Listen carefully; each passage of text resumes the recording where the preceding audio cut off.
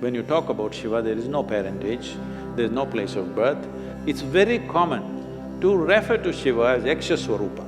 Yakshas means always those kind of beings which are not human. So, all the enlightened people who've been… How many did you meet? Like, I've heard about many. Like, say Krishna or Muhammad or Ram or Christ, Buddha, all the enlightened people who've been on this planet, there is some sort of mention of their birth or death. But when it comes to Shiva, like you say, and I've read that he was self-created, and I often ask you this question, that did he like disappear into thin air, and apparently something like that happened.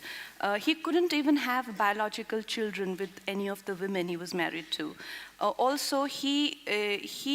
At least you can't blame him for the population. Sadhguru, I'm coming to something very important. There is a theory… I thought population was very important too. There is a theory that Shiva is alien. My favorite director, Christopher Nolan, made this film, Interstellar, which is one of my favorite films, where they are constantly referring to certain beings as they. They are communicating, they are talking to us, they are doing this, but they never really clarified who they were. Like, were they aliens, were they gods, who they were? And Sadhguru, like this, I think I felt it in, like when any creative idea comes to me, it has absolutely no intellectual grounds where I can go back and track it down. It's literally like a mail dropped in my head. It seems like it's from an outside space. This is not a confession. I know it's a confession, but Sadhguru, is it that we are being operated by an external, like sort of outside beings? Is it that? Well, people who have no faith in human intelligence are looking up that intelligence will come from somewhere else.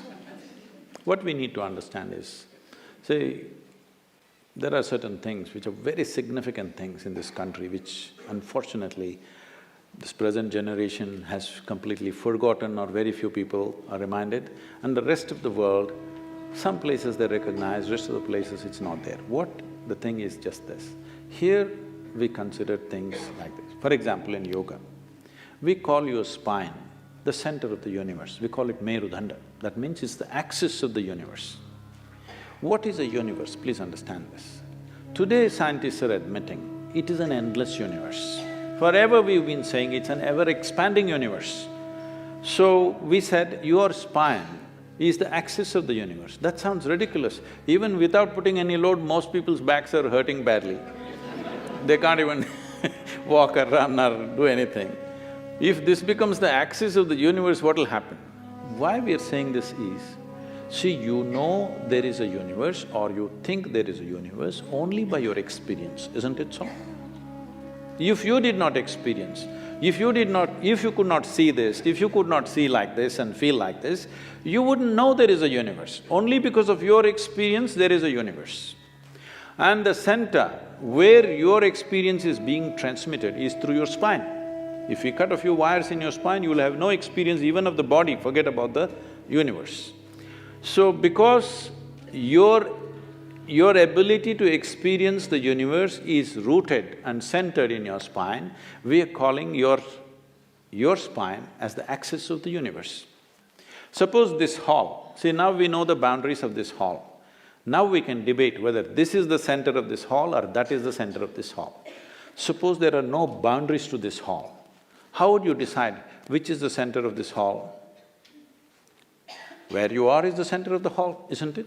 From this basis, we developed a whole possibility for a human being, how not just to believe these things, but to make it into a living experience. It is from this the word yoga came, that the inclusiveness happens not because I tell you, oh, I love you, you love me and all this stuff. Inclusiveness happens simply because you obliterate the boundaries of your individuality. Not because I love you, you love me, I hug you, you hug me, so because we are inclusive, no. All that will last for some time. Tomorrow if they do something that you don't like, it'll be finished. But you obliterate the boundaries of your individual nature, including your body, that you know how to sit here without being identified with the boundaries of who you are. Your physical structure, your mental structure, your emotional structure has a boundary. It may be large or small. No, I'm not talking about the body being large. It may be large or small, but it has a boundary. But there are dimensions which have no boundary. What doesn't have a boundary is non-physical in nature.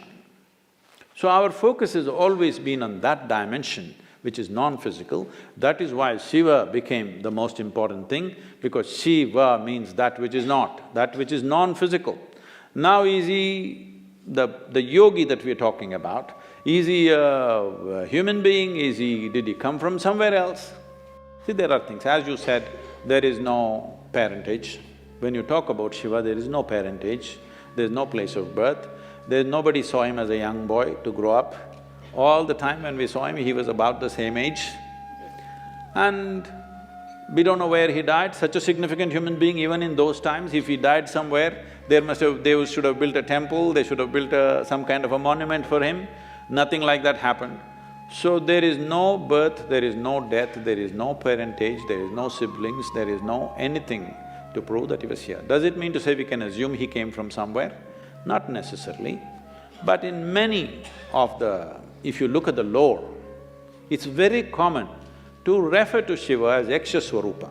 This means, Yakshas means always those kind of beings which are not human, but who supposed to have existed in the natural environment in this planet, in the forests and other things. Whatever we were referring to, some kind of beings or creatures or whatever you want to call them, who are not human in nature. So many times in the lore, you will see any number of songs and other things talking about Shiva as a Yaksha Swarupa. So there are many things which point, but there is no specific proof that he came from elsewhere.